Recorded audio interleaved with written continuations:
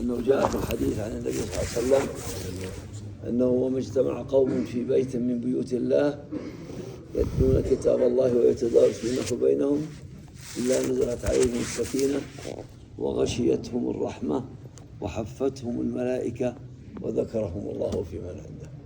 فرما رہے ہیں شیخ کہ جب کوئی بندہ کوئی ایسی جماعت اللہ کے گھروں میں سے ایک گھر میں بیٹھ کر اللہ کو یاد کرتی ہے، اللہ کے نام کا تذکرہ کرتی ہے، قرآن پاک کو سیکھنے کی مجالس ہوتی ہیں، علم کو سیکھنے کی مجالس ہوتی ہیں، تو اللہ پاک اس مجلس پر رحمتیں نازل فرماتے ہیں اور اس پر سکینہ نازل کرتے ہیں اور اس مجلس کو فرشتے گھیر لیتے ہیں، اور اللہ پاک اس مجلس کا ذکر اس سے بہتر مجلس میں فرشتوں کے مجلس میں ذکر کرتے ہیں۔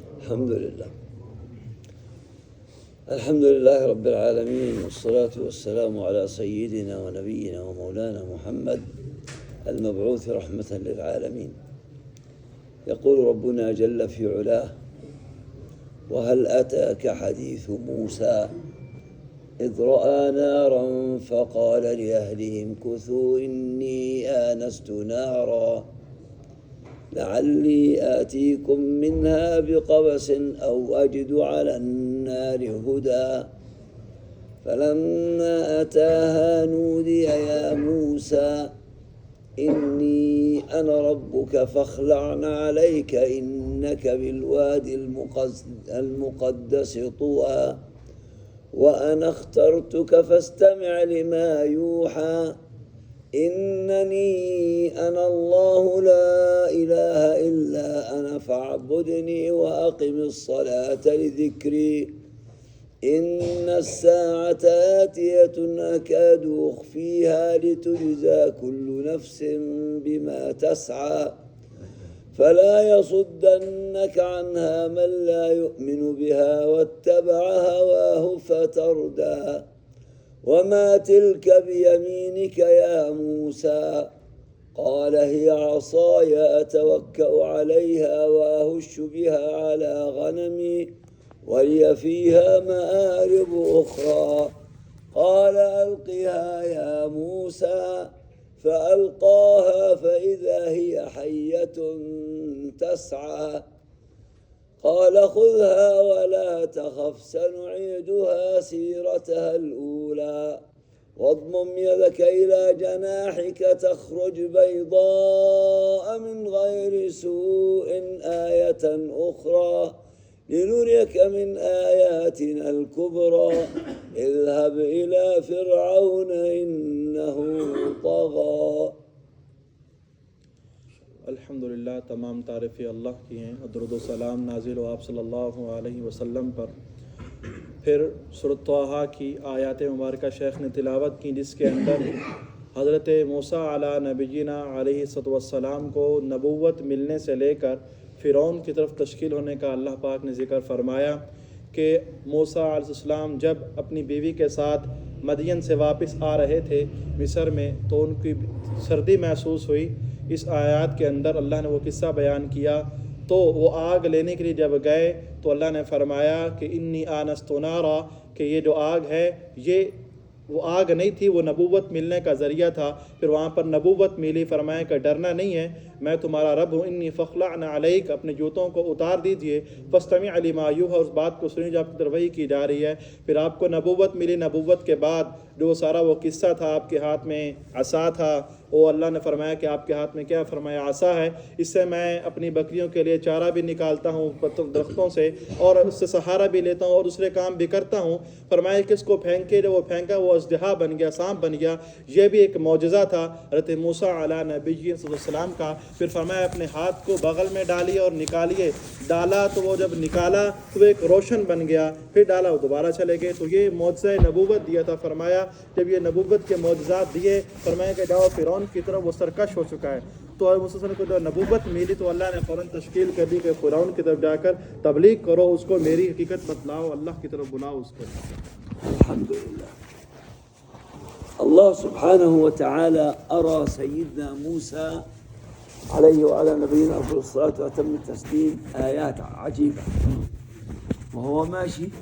طبعا تكلم في التفسير الآيات، رأى شجرة تحترق وكلما زاد اشتعالها ازدادت اخضرارا.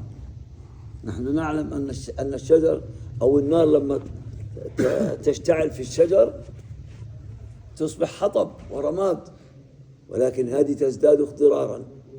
فإذا هو ليس بنار إنما هو نور الله تبارك وتعالى، لما تجلى على هذه الشجرة بدأت هذه الشجرة بازدياد الاخضرار. فهذا سيدنا موسى عليه الصلاة والسلام وهو في طريقه الله تبارك وتعالى أراد أن يطهره. يقال أنه كان يلبس نعلين من جلد حمار ميت. فالله تبارك وتعالى كيف نحن لما نأتي إلى الصلاة نتوضأ ونتطهر؟ نعم، فأمره الله بخلع حذائه، نعم، حتى يناجي الله تبارك وتعالى والله يكلمه. وأراد الله أن يريه آيات كبرى. ما هي؟ هذه عصا يتوكى عليها، ألقها يا موسى. لو معك عصا واحد أتى يأخذها منك تعطيه إياها يا مولانا أضربه بها، لكن قال هي عصاي وأتوكأ عليها وأهش بها على غنمي ولي فيها مآرب أخرى. قال بعض أهل العلم لماذا موسى تكلم وزاد؟ قال لأنه استلذ بمناجاة الله، لما سمع صوت رب العالمين نسي كل شيء، نسي نفسه، نسي زوجته البردانة من البرد، نسي أهله، نسي كل شيء، وأراد أن يطيل الحديث مع الله سبحانه وتعالى تلذذا بمناجاة الله تبارك وتعالى. फरमा रहे हैं वो शेख तफसीरी बयान फरमा रहे हैं कि अल्लाह रब्बुल इज़्ज़त ने हज़रत मूसा अलैहिस्सलाम को कैसे नबूवत अता फरमाई। गए तो थे अपनी बीवी के लिए आग लेने के लिए, जिस दरख्त से वो आग नज़र आ रही थी वो आग नहीं थी, वो अल्लाह रब्बुल इज़्ज़त की नूर की तजल्ली थी। तो जब वो गए तो अल्लाह से गुफ्तगू की। गुफ्तगू करने के दौरान जो जूते पहने हुए थे वो गधे के थे और गधे की जिल्द हराम है और वो पाक नहीं थी। फरमाया इसको उतार दो। जूते को उतरा दिया। फिर जब अल्लाह से गुफ्तगू कर रहे थे आसा के बारे में, टेक लगाता हूँ मैं इसे, बकरियों के लिए चारा काटता हूँ, दूसरे और काम लेता हूँ। फिर फरमाया बाज़ अहले इल्म कहते हैं कि जब ये गुफ्तगू कर रहे थे मूसा नबी जी ना अपने आप को भी भूल गए थे, अपनी बीवी बच्चों को भी भूल गए थे कि वो सर्दी में हैं, उनके लिए में आग लेने के थे। अल्लाह की गुफ्तगू के साथ मुनाजात इतना तलज़्ज़ुज़ और लज्जत महसूस कर रहे थे कि वो गुफ्तगू के अंदर इजाफ़ा कर रहे थे। तो बाज़ फरमा रहे हैं शेख कि उनकी गुफ्तगू में इजाफ़ा इसलिए हुआ कि वो अल्लाह के साथ मुजादात में इस तरह अपने आप को मगलूब कर चुके थे, वो अपना आप भूल चुके थे। फिर वहाँ पर आपको आयात कुबरा मिली, बड़ी निशानियाँ मिली फ़िरौन के लिए, उनको तबलीग के लिए अल्लाह ने तश्कील करनी थी। वो शेख अपनी तरफ ज़ुबान में तफसीर कर रहे हैं। الله تعالى أمره بأن يلقي هذه العصا التي ذكر فيها موسى عليه الصلاة والسلام كلها منافع ما فيها ضرر، لكن عندما ألقاها ماذا أصبحت؟ فإذا هي حية تسعى. وفي موضع آخر من كتاب الله أو موضعين فلما رآها تهتز كأنها جان ولا مدبرا ولم يعقب، لم يلتفت إلى الخلف، جان. فجاء في التفسير أن هذه الحية أصبحت كالجبل وتجري وتبتلع الصخور من أمامها. الصخرة اللي وزنها 10 طن 20 طن تبتلعها فتهوي في بطنها كأنها في قاع واد تقرقر. هذه حية ما يتحملها عقل. لكن يأتي الأمر المعاكس، خذها ولا تخف. الله الذي قال لك إني أنا ربك، أنا الله لا إله إلا أنا فاعبدني، أنا ربك الذي ربيتك. الآن يظهر التوحيد الحقيقي عند موسى عليه الصلاة والسلام وعلى نبينا أفضل الصلاة والتسليم. يظهر التوحيد الحقيقي. هل يستجيب لأمر الله أم يقول يا رب أعدها كما كانت ثم أخذها؟ خذها ولا تخف سنعيدها سيرتها الأولى. واضمم يكدك إلى جناحك أي إلى إبطك تخرج بيضاء تخرج يده كالشمس تضيء آية أخرى. بعد هذا الأمر الله أمره بتبليغ الدعوة. पहला मोर्चा छड़ी से सांप का बनना। फरमाया इसको फेंकें। हज़रत मूसा ने फेंका तो वो सांप बन गया। इतना बड़ा इज्तिहा बना कल जिबाल पहाड़ की तरह। तो आप खौफ से, डर से, बशरी तकाज़े से भागे तो अल्लाह ने अपनी तौहीद को ज़ाहिर किया। इन्ननी अल्लाहु ला इलाहा इल्ला अना फ़अबुदनी, कि ये जो अल्लाह ने आयत बयान की अपनी तौहीद की, अपनी शान की, तो फरमाया कि डरो नहीं, इसको पकड़ो। क़ाल ख़ुज़हा वला तख़फ़, इसको पकड़ो, डरो नहीं। उसको पकड़ा तो वो दोबारा छड़ी बन गई, वो आसा बन गया। दूसरा मौजज़ा, अपने हाथ को बगल में डालें, जब निकाला तो वो सूरज की तरह रोशन हो गया। ये दोनों निशानियाँ अल्लाह रब्बुल इज़्ज़त ने मूसा अलैहिस्सलाम को अता की। अता करने के बाद उनको तबलीग का, दावत का, फ़िरौन की तरफ उनकी तश्कील कर दी। فهذا النبي العظيم عليه وعلى نبينا أفضل الصلاة وأتم التسليم فورا لما أتى الأمر الإلهي نسي كل شيء وأقبل إلى هذه الحية التي تسعى وأخذها من أين؟ من أخطر مكان، من فمها التي تبتلع به الصخور، فأخذها فرجعت بقدرة الله إلى سيرتها الأولى. जब अल्लाह ने ये हुक्म दिया तो वो फ़ौरन उधर जाने के लिए तैयार हो गए। तो किसी और से तो मुतवज्जे नहीं हुए, मतलब अल्लाह के हुक्म को पहुंचाने के लिए सीरतहुल ऊला, सबसे पहले जो अल्लाह को हुक्म उसको करने के लिए अपने मकाम तरफ चलना शुरू कर दिया। أحباب الكرام، هنا بعد أن استقرت عظمة الله في قلب موسى عليه الصلاة والسلام أراد الله تبارك وتعالى أن يرسله علانية إلى أعدى عدو وإلى أطغى إنسان على وجه الأرض. اذهب إلى فرعون إنه طغى. فطلب من الله سبحانه وتعالى طلبات، قال رب اشرح لي صدري ويسر لي أمري واحلل عقدة من لساني يفقه قولي واجعل لي وزيرا من أهلي هارون أخي أشدد به أزري وأشركه في أمري كي نسبحك كثيرا ونذكرك كثيرا. والله سبحانه وتعالى بعد ذلك بين له نعمه عليه. كيف وأنت وليد يا موسى لا لك سن يقطع ولا يد تبطش ولا رجل تمشي نجيناك من عدوك وأنت ضعيف جدا. फरमा रहे हैं कि जब नबूवत मिली तो हज़रत मूसा अलैहिस्सलाम के दिल के अंदर थोड़ा सा इस बात का खौफ था कि जिनके पास मैं जा रहा हूँ मेरी ज़ुबान के अंदर भी मसला है। और अल्लाह से फरमाया, अल्लाह से इस बात को रखा सामने, या अल्लाह मेरे दिल के अंदर, अल्लाह तो जानते थे हर चीज़ को, हर चीज़ सामने रखी कि मेरा ये मामला है, जहाँ आपने तश्कील किया वो सबसे बड़ा सरकश है, पूरी कायनात के सबसे बड़ा गुनाहगार सरकश और बड़ा फ़िरौन था, उसके पास आप तश्कील कर रहे हैं। मेरी ज़ुबान का मसला है, ये मेरे जो भाई हैं, क़ाल रब्बि शरह ली सदरी, सबसे पहले अपने लिए दुआ मांगी, अल्लाह मेरे सीने को खोल दे, मेरे सीने को खोल दे और इस मेरे मामले को, नबुव्वत वाले मामले को आसान कर दे।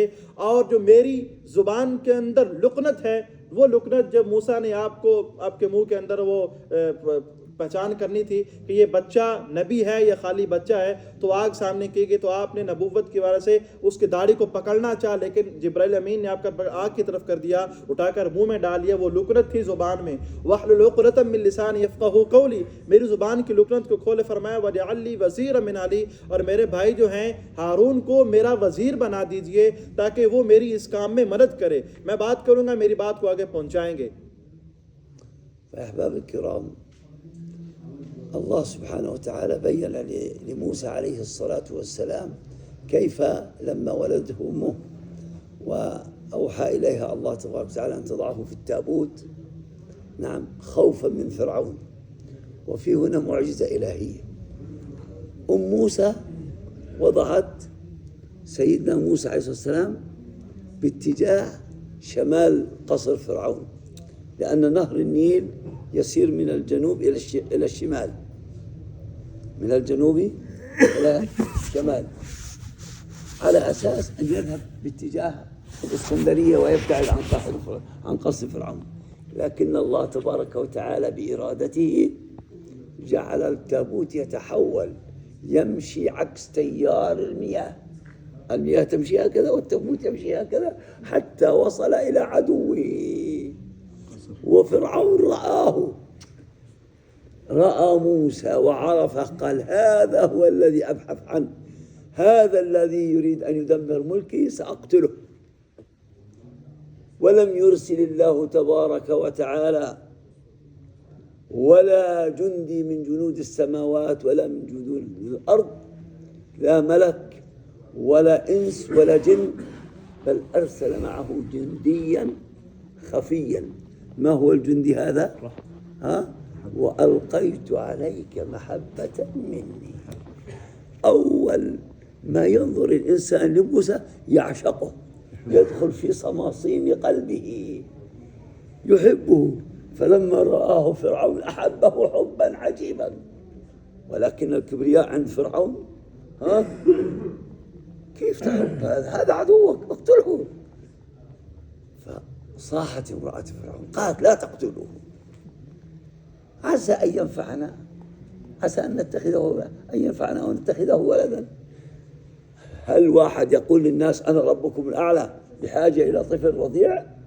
ليس، ولكنه فرعون كان ينتظر هذه الكلمة حتى تكون له حجة أن لا يقتل موسى. طبعا هذا كله بإرادة مين؟ بقدرة مين؟ الله. بقدرة مين؟ الله يرسل هذا الطفل الضعيف الرضيع إلى أحضان عدوه، والله يتحدى فرعون اقتل يا فرعون إن كنت صحيح، أنت ملك، إذا كنت أنت رب، إذا كنت إله. فلم يستطع أن يقتله لمحبته. انظروا إلى آيات الله، انظروا إلى عظمة الله. بل على العكس، لما جاء النبأ أن موسى لم يقبل إحدى المراضع ولا امرأة، ما نام تلك الليلة فرعون، أصبح يأمر بالأوامر العسكرية والقوة والزربستيدية، وما عنده من قوة. أرضعوا هذا الطفل أمر عسكري، وحرمنا عليه، الله حرم عليه المراضع، وفرعون يريد أن يرضعه. هل يستطيع؟ ولا أحد من الخلق يستطيع أن يخالف ما أراد الله. फरमा रहे हैं कि जब हज़रत मूसा अलैहिस्सलाम छोटे बच्चे थे और उन जादूगरों ने बताया था कि एक बच्चा आएगा जो आपकी इस सारी रबूबियत को, आपकी बादशाह को ख़त्म करेगा, तो कितने बच्चों को कत्ल करवा चुका था। अल्लाह ने आपकी वालदा को वही की, फरमाया कि इसको बक्से के अंदर बंद करो और दरिया में डाल दो। और दरिया जो था वो जनूब से शिमाल की तरफ जाता था, पानी इस तरफ जा रहा था। अल्लाह के हुक्म को मानकर आपने अपने बच्चे को संदूक में बंद करके आपकी वालिदा ने रखा। जहाँ पानी जा रहा था उस मुखालिफ सिंध पर अल्लाह ने उनको चलाया ऐसे, फिर फिरौन के महल के अंदर पहुंचा दिया। जो इतनी रबूबियत का दावा कर रहा था, इतने बच्चों को कत्ल करवा रहा था, फिर पहुंचा कर जब उसने देखा कि यही है वो बच्चा जो मेरी बादशाह तो ख़त्म करेगा, ये सारा कुछ वो करेगा, मैं इसको कत्ल करूंगा। अल्लाह पाक ने कोई लश्कर नहीं भेजे, कोई फरिश्ते नहीं भेजे, कुछ भी नहीं भेजा, सिर्फ एक मोहब्बत पर एक निगाह पड़ी, अल्लाह ने उनके दिल पर इसकी मोहब्बत डाल दी। मूसा की मोहब्बत डाली तो साथ ही वो नरम पड़ गया। इतना बड़ा दावा करना रब्बुकुमुल आला, इतने बड़े लश्कर, इतना कुछ करने के बाद एक मूसा के सामने उसको आजिज कर दिया। फिर जब उन पर दूध की पिलाने की बारी आई, सारे कह रहे थे आप तो मालिक हैं, आप बड़े हैं, ये क्या कर रहे हैं आप, लेकिन अल्लाह ने एक नज़र डालने से उनको उनकी मोहब्बत में कत्ल कर दिया। फिर जब दूध पिलाने का मामला आया, अब कितनी औरतें, हालांकि बादशाह था, सब कुछ था, किसी औरत का दूध मूसा ने अलैहिस्सलाम ने कबूल नहीं किया। वहर्रमना अलैहिल मरादिया, ये सारा सब कुछ उन पर हराम कर दिया। असल वालदा जो आपकी थी हज़रत मरियम, उनका ही दूध आपको पिलाया गया। ये अल्लाह की कुदरत थी, अल्लाह की कुदरत अजीबा थी। जो आपके मुखालिफ था, अल्लाह ने उसी को आपके घर में पहुंचाया, वहीं से आपके रिज़्क़ का इंतज़ाम भी किया, वहीं पर आपकी पैदाइश भी हुई। और आपकी अहलिया हज़रत आसिया रज़ी अल्लाह अन्हा को आपकी वालदा बनाया। उसने कहा कि इसको ना मारो, हम इसको अपना बेटा बनाते हैं। उसी के घर में पाला, रिज़्क़ का इंतज़ाम किया, सब कुछ उसी घर में किया। वो कहाँ गए उसके रबूबियत वाला दावा?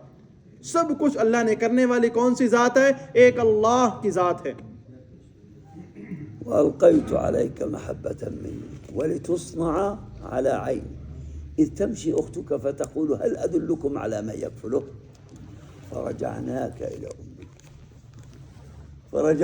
إلى أمك بقدرة مين؟ الله. فرجعناك إلى أمك فلما دخلت أم عيء كادت لتبدي به. في آيات كثيرة في القصة، لولا أن ربطنا على قلبها لتكون من المؤمنين، فالله ثبتها. فلما رأت ولدها واحتضنته وهو التقم وبدأ يرضع، فوصلت الأخبار إلى فرعون أن هذه المرأة من بني إسرائيل قبلها هذا الطفل الرضيع. فكان يوم فرح عند فرعون، فرح يفرح بالقضاء على نفسه. انظروا إلى أعداء الله يا إخواني. الله سبحانه وتعالى إذا لم يتوبوا ولم يرجعوا إليه يجعلون أو يفعلون تدمير أنفسهم بأيديهم. فكان هذا يوم فرح. فلما علم جاء فرعون بقوته لهذه المرأة الإسرائيلية وقال لها: أنت البيت بيتك، القصر قصرك، وتعالي أرضعي هذا الغلام وخذي دنانير ذهب تك تك تك، يتكتك لها الذهب تكتكة. فسبحان الله، من هو الرزاق؟ من هو المعطي؟ من هو العظيم؟ العظيم إذا أراد شيئا فإنما يقول له كن فيكون. فلذلك كيف نكون مع هذا العظيم حتى ينصر هذه الأمة في الدنيا ويرضى عنها في أبد الآبدين؟ फरमा रहे हैं वालक़ैतु अलैका महब्बतम मिन्नी, जो अल्लाह ने उनके दिल में मोहब्बत डाली थी। अब वो विलादत के साथ बाद जो दूध का मामला होता है पिलाने वाला, अल्लाह ने आपकी वालदा को आपके पास दोबारा पहुंचाया। जब उनके खबर पहुंची ना फ़िरौन को कि जो उनकी वालिदा आई है वो बनी इसराइल में से है, वो बनी इसराइल के ख़िलाफ़ था, खुद किब्ती था, वो जो आपकी वालिदा थी वो बनी इसराइल में से थी, तो वो फिर भी खुश हुआ। दुश्मन था, आप देखें अल्लाह के दुश्मन कैसे अपने दुश्मन से मोहब्बत कर रहे हैं, ये अल्लाह ने उनके दिल में मोहब्बत डाली थी। वो खुश हुआ कि औरत मिल गया है मूसा को दूध पिलाने के लिए। जब वो दूध पिलाया तो अपने शान और जलाल में बैठा हुआ था, फरमाया ये घर भी तेरा है, ये महल भी तेरा है, और उसको खादिम भी दे दी और उनकी तनख्वाह भी रख दी। उसी घर से अपने आप को वो अपना दावा कर रहा था, उस घर से आपकी रिज़्क़ का इंतज़ाम भी किया, आपको पाला भी, आपकी वालदा का सब कुछ वहीं से इंतज़ाम किया। करने वाली कौन सी ज़ात है? एक अल्लाह की ज़ात है। يا أحباب الكرام، هذا النبي العظيم الذي أوحى الله إليه ما أوحى وأرسل من بعده الأنبياء، وكان خاتمهم سيدنا ونبينا محمد عليه الصلاة والسلام الذي لا نبي بعده. ونبينا هو خاتم الأنبياء والمرسلين، ورسالته وشريعته خاتم الشرائع. فالله تبارك وتعالى أراد أن يستخلف أمة محمد صلى الله عليه وسلم حتى تقوم على جهد محمد صلى الله عليه وسلم وعلى جهد الأنبياء. وفي أول البيان ماذا قرأت عليكم من كتاب الله؟ وأنا اخترتك. الله اختار موسى نبي. وماذا قال الله لأمة محمد؟ هو اجتباكم، بمعنى اختاركم، ملة أبيكم إبراهيم الذي ملته بنيت على التضحيات، بنيت على التفاني في مرضاة الله. كيف أرادوا أن يلقوه في النار أبونا إبراهيم الخليل عليه وعلى نبينا الصلاة والسلام، وقال حسبي الله ونعم الوكيل. أرادوا أن يقتلوه، حسبي الله ونعم الوكيل. اذبح ولدك يا إبراهيم، حسبي الله ونعم الوكيل.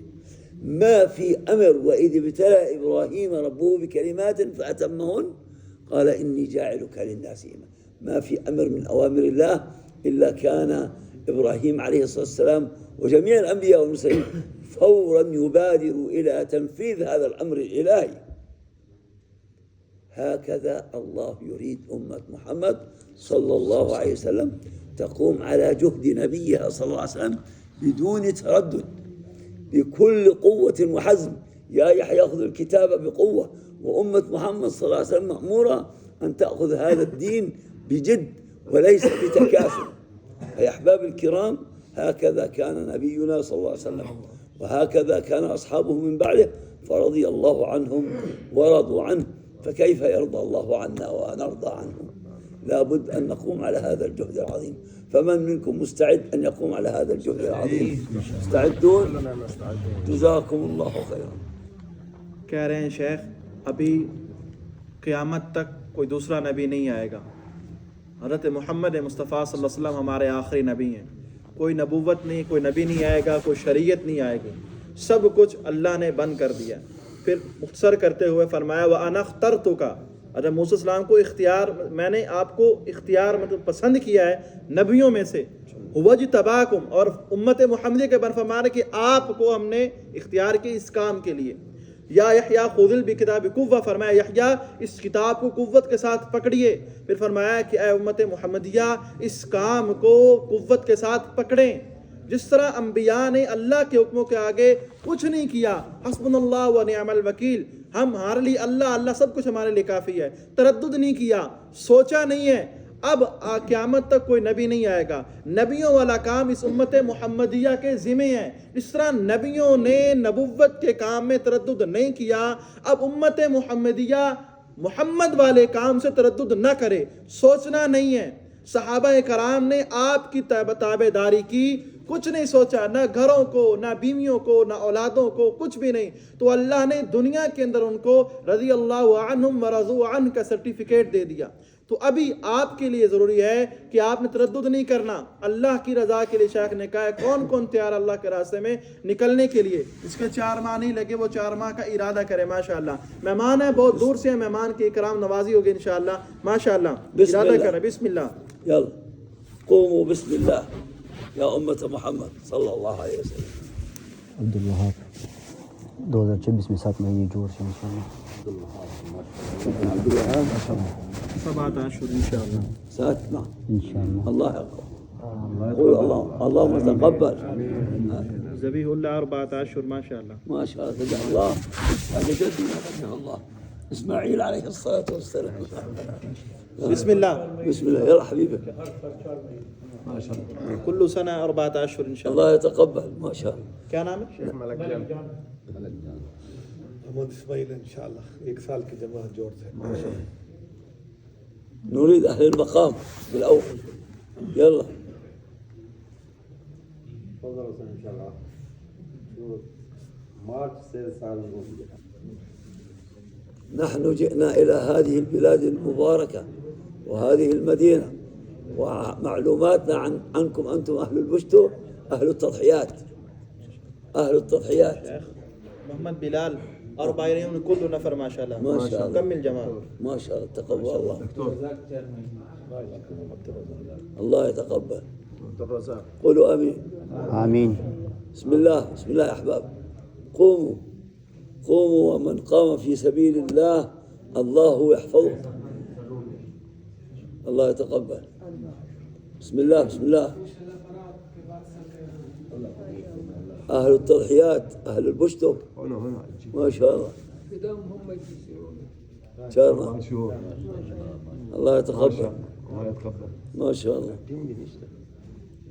يلا حبايب ماشاءاللہ. جس کو ارادہ کرتے ہوئے دیکھے اس کو نکلتے ہوئے بھی دیکھے گا. نوجوان بیٹھے ہوئے ہیں، نوجوانوں کی ضرورت ہے، علماء کی، طلباء کی، حفاظ کی. وہ لوگ آتے ہیں جن کو قرآن پاک کو کچھ پڑھنا نہیں آتا، نماز کے بارے میں نہیں پتہ، وہ نکل تو آتا ہے لیکن سکھانے والا کوئی. تبھی ضرورت ہے نوجوانوں کی. بزرگ بھی چلتے ہیں، ان کی خدمت کے لیے ضرورت ہوتی ہے. بلوغ مہمان آئیں کی بھی ضرورت ہوتی ہے. تو آپ ماشاءاللہ نوجوان بیٹھے ہو، نوجوان ارادہ کریں. بسم اللہ. ہم آپ کو بھی نہیں لے کے جائیں گے انشاءاللہ. کیا نام ہے؟ فرمان اللہ. ماشاءاللہ.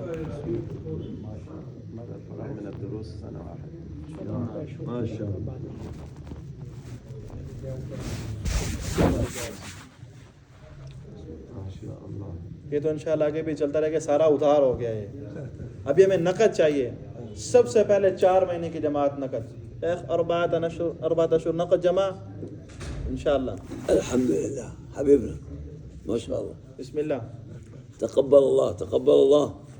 چلے کی 4 مہینے کی. بسم اللہ. ये तो उधार हो गया, आपने इरादा किया तो आप खुद निकलेंगे इंशाल्लाह। احنا بيقولوا ان البشت هون اقل من 4 شهور ما عندهم تشكيل. ايش بتقول شلة؟ ها مولانا؟ पश्तो में क्या कहते हैं? اهل البشت اهل التضحيات. कह रहे पश्तो वाले कुर्बानी वाले हैं, شيخ ابراهيم كل سنه 4 شهور ان شاء الله. हर साल 4 महीने का शेख इब्राहिम।